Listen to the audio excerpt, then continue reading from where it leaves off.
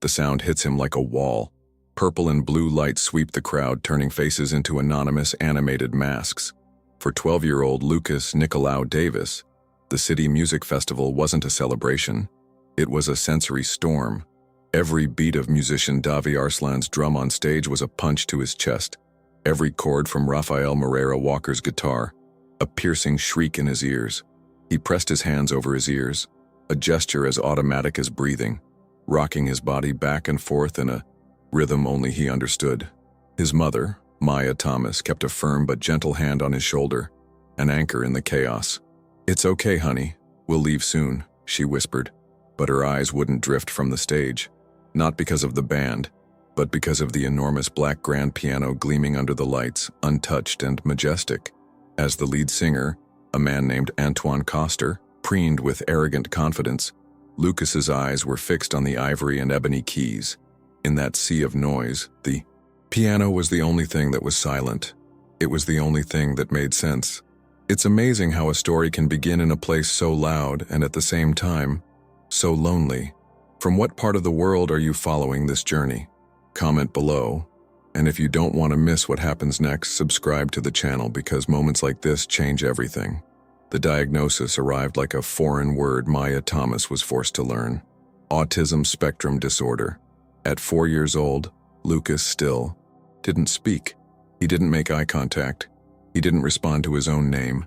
Instead, he lived in his own world, a silent, ordered universe where objects needed to be perfectly aligned and routines followed with military precision.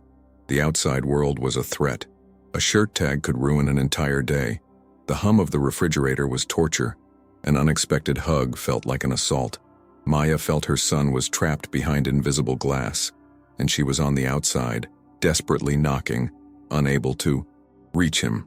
Doctors and specialists like Dr. Jacob Giorgio Kim offered manuals and strategies, but none could explain the ache in the heart of a mother who couldn't comfort her own child. The nights were the hardest. Maya would lie in bed, listening to the silence of the house, a silence that seemed to scream the absence of childish laughter and carefree chatter. She cried softly, wondering if she would ever hear Lucas say, "I love you." Loneliness was her constant companion. Other mothers at the playground, like Kiara Carter and Nadia Lopez, exchanged stories about their children's first steps and first words. Maya only had stories of meltdowns and silent victories that no one else would understand, like the day Lucas managed to eat a pea without gagging.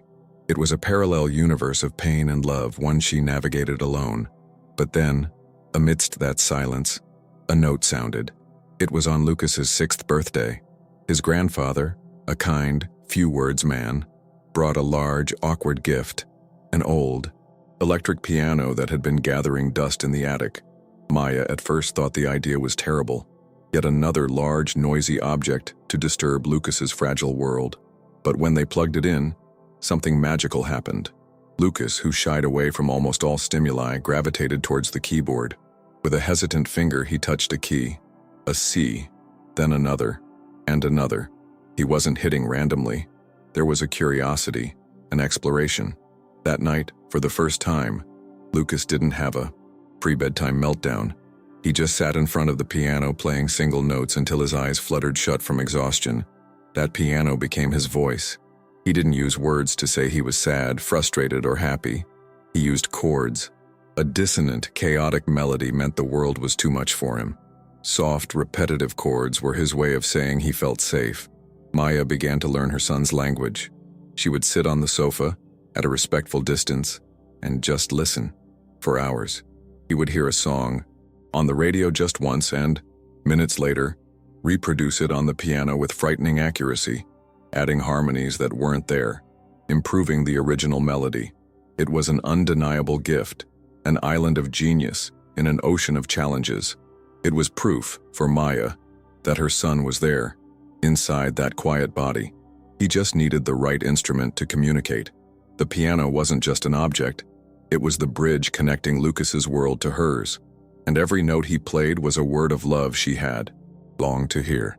Discovering Lucas's talent was like finding an oasis in the desert, but Maya quickly learned that showing this oasis to others was an arduous battle. Armed with renewed hope, she decided the world needed to hear her son. Her first attempt was a prestigious music school, run by a stern woman named Olivia de Vries Carvalho. Maya brought Lucas for an audition. The environment was sterile, too quiet. Lucas started to sway, unsettled by the rough carpet and the smell of polished wood. When it was his turn to play, he refused to sit on the polished grand piano bench. He stood, hunched over the keys, and played a complex piece he had composed himself. The melody was beautiful, but director Olivia only saw the behavior. "He doesn't have the correct posture," she said, nose in the air. "Classical music demands discipline, Mrs. Thomas. Your son seems to have difficulties with concentration." The word autism was never uttered, but it hung in the air like a sentence. Maya's hope withered. She tried other schools, other teachers. The responses were always variations of the same theme. "It's just repetitive behavior, a form of advanced stimming," explained a well-meaning therapist, Amir Allen. "We shouldn't confuse that with real musical talent." Another suggested he'd be better off focusing on therapies that help him fit in rather than encouraging these obsessive interests. Every closed door was a blow to Maya's heart. People saw the diagnosis, the label, and refused to look beyond. They saw a set of symptoms, not a boy with a soul full of music. The lowest point came during a school talent show. Maya was convinced by a teacher, the young and optimistic Una Petit, to enter Lucas. "The other kids need to see what he can do," Una said. Maya hesitated, the fear of another humiliation paralyzing, but hope, stubborn, won out. The guest judge for the event was a local musician with some town fame, Antoine Coster. He had an air of superiority, sitting at the judge's table with his arms crossed, assessing the children with a bored gaze. As Lucas walked onto the stage, a murmur went through the auditorium. The other children, like Diego Hansen Aiden and Jack Nowak, who always excluded him in the playground, started to snicker. Lucas, oblivious to it all, walked to the school's upright piano and began to play. The acoustics were terrible. The piano was out of tune, but the music he drew from it silenced the laughter. For 3 minutes, the auditorium was transported. At the end, there was a hesitant, confused applause. Maya held her breath, looking at Antoine Coster. The musician picked up the microphone. "Interesting," he said with a condescending smile. "He has an impressive memory for notes. A lot of passion." He paused, savoring the moment. "But music, real music, is about connection. It's about looking at the audience, feeling the energy. It's communication. And with all due respect, what we saw here was an internal monologue, not a performance." He turned to Maya in the audience. "Mom, it's great he has a hobby, but the professional music world is a brutal place. Don't create false hope." The words hit her like stones. False hope. Antoine hadn't just dismissed Lucas's talent. He had invalidated Maya's deepest belief. That night, as Lucas slept, Maya sat by the old electric piano and wept silently. Hope, finally, seemed dead. Life became a routine of survival. Maya stopped trying to prove Lucas's talent to the world. Her focus shifted to protecting him from it. School was a daily minefield. Lucas was the weird kid, an easy target for the jokes of peers like Alessio Thomas Nelson and the impatience of teachers who didn't have time for his needs. "He doesn't participate in group activities," complained a teacher during a parent-teacher meeting, at which other parents like Sergei Yoshida and Lily Boss looked at Maya with a mixture of pity and irritation. "He disrupts the class dynamic." Maya would argue, explain, beg for understanding, but felt like she was speaking a language no one understood. She fought daily battles for things other parents took for granted. Her son's right to wear headphones in class to block out noise, permission to take tests in a quiet room, the simple acceptance that he was different, not less. The most painful conflict, however, was within her own family. Her ex-husband, Michael Levi, a practical man who hated complications, believed Maya was overdoing it. "You baby him too much," he'd say during their tense weekend visits. "If you stop treating him like he's made of glass, maybe he'd act more normal." The word normal was a knife Michael twisted into Maya's heart with every visit. He didn't see the progress, the small victories. He only saw what Lucas wasn't. He didn't see the boy who could assemble a 1,000-piece puzzle in an hour, or who could listen to a symphony and identify every instrument. He only saw a problem to be fixed. The arguments were always the same. "Why do you insist on this piano thing?" Michael asked once, exasperated. "It's an obsession. You should be encouraging him to play soccer, to make friends." "The piano is his voice, Michael. It's the only way he has to express himself," Maya retorted, her voice thick with frustration. "He doesn't need to be like the other boys.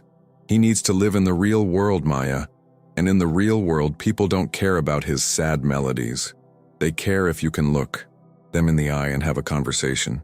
This division, this complete lack of understanding for the person she once loved, deepened Maya's loneliness. She wasn't just fighting the world for her son. She was fighting the ghost of what her family should have been. The house, which should have been a sanctuary, sometimes felt like just a trench where she and Lucas hid from the world. The electric piano, once a symbol of hope, now seemed like a monument to their shared solitude. It was their secret language, but one that apparently no one else in the universe was interested in learning. Each day, the world seemed to shrink a little more around them, and Maya began to wonder if Antoine Coster hadn't been right after all. Maybe she was just nurturing a false hope. Just as Maya was about to surrender to despair, a small light appeared in the form of a new music teacher at Lucas's school. His name was Gabriel Freitas. He was young, with an easy smile and eyes that seemed to see more than most people. He wasn't hired to teach the special education class, but his path crossed Lucas's one day by chance. Gabriel was in the school auditorium, tuning the old upright piano when he heard someone enter. It was Lucas during break, his usual refuge. Unaware of Gabriel's presence, Lucas sat at the piano and began to play. Gabriel froze. The music coming from that battered instrument was unlike anything he had ever heard. It had the technical complexity of a master, but the emotional honesty of a child. He wasn't playing a Mozart or Chopin piece, he was telling a story.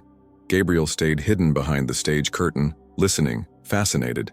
He didn't see an autistic boy exhibiting repetitive behavior. He saw an artist. The next day, Gabriel sought out Maya. "Mrs. Thomas," he began, his voice full of an excitement Maya hadn't heard in years. "I heard your son play. He's a genius." Maya looked at him with skepticism, her heart shielded by layers of disappointment. "People say many things," she replied, her voice weary. But Gabriel was different. He didn't talk about therapy or discipline. He talked about chords, melodic structure, counterpoint. He has an intuitive understanding of harmony that professional musicians spend a lifetime learning, he said. "This isn't a hobby, it's a gift." For the first time in years, Maya felt a spark of hope reignite. Gabriel began working with Lucas, but not in the traditional way. There were no lessons, no scales, no tedious exercises. Instead, they had musical conversations. Gabriel would play a phrase on the piano, and Lucas would respond with another. They would improvise together for hours. Gabriel didn't try to force Lucas to conform to the world of music. He entered Lucas's world. He learned Lucas's language. He recorded the boy's compositions, transcribed them, marveling at the complexity and beauty that flowed from him. "The world needs to hear this, Maya," Gabriel would often say. "This is important." It was Gabriel who spotted the advertisement for the City Music Festival. There was a main stage featuring bands like Antoine Coster's Urban Echo, but there was also a smaller stage, an open mic space for local artists. "Let's take him," Gabriel suggested. Not to perform, just for him to feel the energy, to be around other musicians. Maya was terrified. A festival, with crowds and noise, it was a recipe for disaster. But Gabriel was persuasive. "It will be different this time," he promised. "He won't be alone, we'll be with him." The change wasn't a seismic event, but a quiet, gradual process. It was the arrival of a person who, instead of trying to fix what was broken, decided to celebrate what was unique. Gabriel didn't give Lucas a voice because he already had one. He just gave him a translator. And with that, the possibility of a dialogue with the world began to feel real again. The path to the festival was paved with small victories, each as monumental as the next. Gabriel and Maya created a plan, breaking down the daunting challenge into manageable pieces. The first victory was simply getting Lucas to agree to go. Gabriel didn't talk about the audience or the noise. He talked about the instruments. "There will be a real grand piano, Lucas, like the ones you see in videos. he said. Lucas's eyes widened. Curiosity, for the first time, trumped fear. The next victory was sensory preparation. For weeks, they exposed him to progressively louder environments. They started with the kitchen radio a little louder during dinner. Then, a 5-minute visit to a bustling cafe, with Lucas wearing his noise-canceling headphones. Maya watched for every slight grimace on his face, ready to retreat at the first sign of distress. But with Gabriel by his side, calm and encouraging, Lucas persevered. He managed 10 minutes, then 15. One day, he even took his headphones off for a full minute, just to hear the sounds of the world, his face a mask of intense concentration. It was an achievement that made Maya cry with joy in the car on the way home. Gabriel also worked with him musically. They chose one of Lucas's compositions, a particularly moving piece that seemed to encapsulate his journey, and refined it. Not to make it perfect for an audience, but so that Lucas would feel completely safe and in control of it. The day he played the entire piece for Gabriel and Maya in the living room was a sacred moment. There was no hesitation, no missed notes. The music flowed from him, pure and powerful. As the last note faded into the air, Lucas looked at them, a silent question in his eyes. Maya couldn't speak. She just nodded, tears streaming down her face. Gabriel smiled. That was incredible, Lucas. Absolutely incredible. The biggest victory, however, was internal. Maya saw a subtle shift in her son. There was a new spark of confidence in his eyes. He walked a little straighter. He still didn't speak much, but when he did, his voice was a little steadier.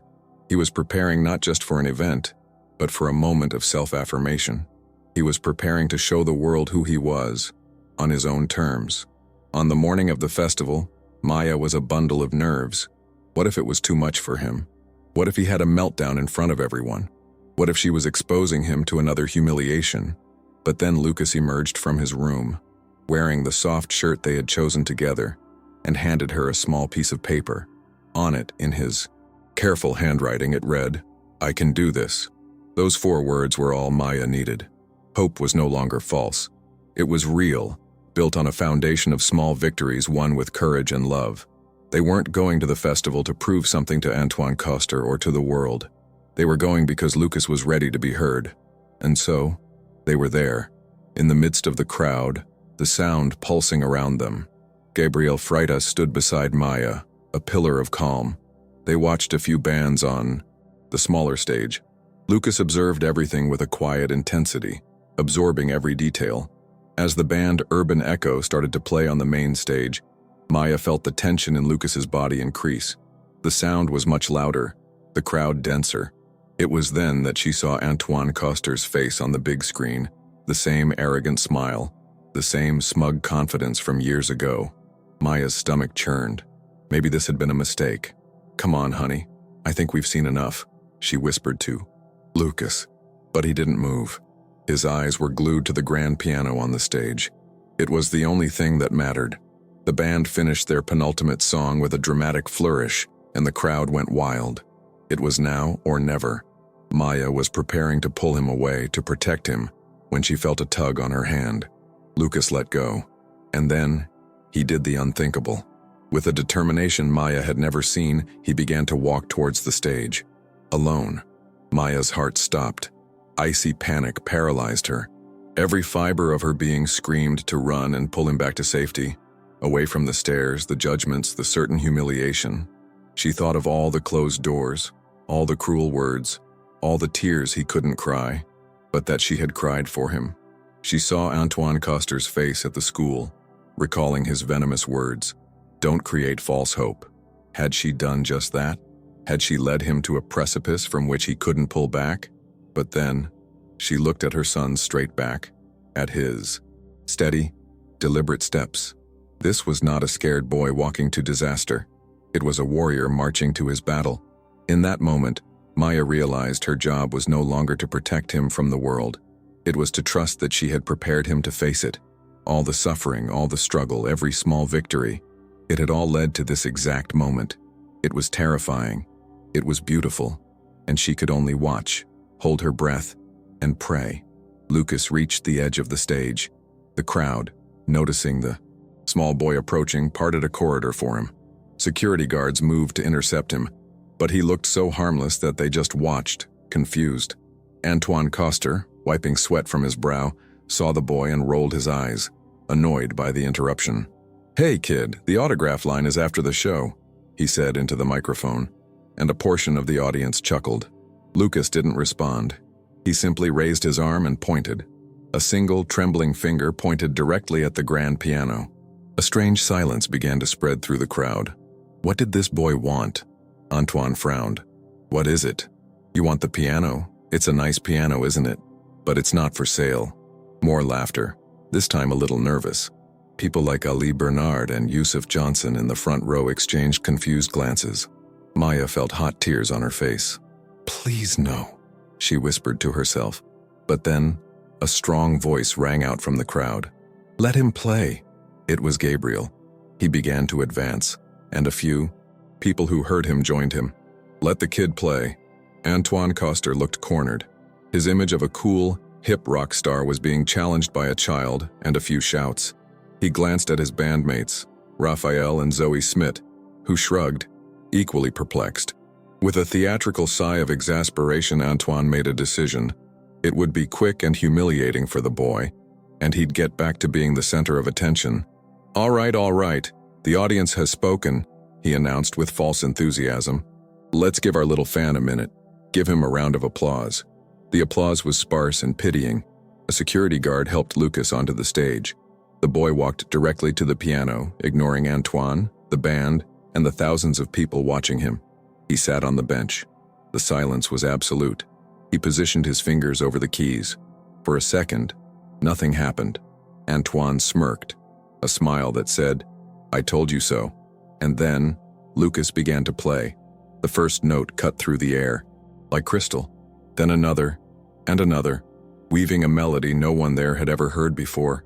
It wasn't rock, it wasn't pop. It was something else entirely. It was Lucas's story.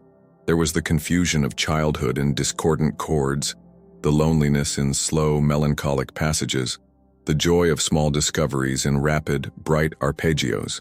The music was complex, technically brilliant, but what stunned everyone was the raw emotion it carried. It was the voice of someone who felt everything deeply, but couldn't put it into words. The crowd fell into a trance. The whispers died down. The phones that had been held aloft to film the impending humiliation now captured a miracle. The band members, Raphael and Zoe, looked at each other, awestruck. They were professional musicians, and they knew they were witnessing something extraordinary. Antoine Coster's face underwent a slow, painful transformation. The arrogant smirk vanished, replaced by confusion, then disbelief, and finally, by a pallor of shock and humiliation. This wasn't the internal monologue he had dismissed years ago. This was communication in its purest, most powerful form. Lucas's music was speaking to everyone in the audience, connecting with a part of them that needed no words. As the final note resonated and faded into the night, a deep, reverent silence hung over the park. It lasted 1, 2, 3 seconds. And then, the eruption. The applause wasn't just loud. It was a roar, a sound of collective catharsis. People were on their feet, screaming, crying. They weren't applauding a brave autistic child. They were applauding an artist who had touched their souls. Lucas didn't bow or smile at the crowd. He turned on the bench and searched for a single face, his mother's. As their eyes met, a small, rare smile flickered across his lips. Maya, openly weeping, rushed onto the stage. She embraced him, not to protect him, but to share his victory. She then turned and looked directly at Antoine Coster, who stood, frozen, forgotten on his own stage. Her voice clear and firm so only he could hear it over the din, she said the only thing that needed to be said. He just needed a chance. The final image of that night was seared into the minds of everyone who was there. It wasn't Antoine Coster, the famous musician, but Lucas Nicolau Davis, a 12-year-old boy sitting at the piano, bathed in the stage lights. The deafening sound of the crowd's ovation was no longer a sensory assault for him. It was a wave of acceptance, a sonic embrace he could finally receive. His world was no longer silent and lonely. That night he invited thousands of people in, and they came willingly. Music builds bridges in the most unexpected places. breaking down the barriers that words, at times, insist on creating. Lucas's journey reminds us that true talent doesn't conform to rules or expectations, and that the most powerful voice can be the one we least expect to hear. If this story touched you in any way, please like this video, comment with a heart, and subscribe to the channel. Sometimes the right story, heard at the right moment, can change someone's life. And maybe someone, somewhere, needs to hear this today.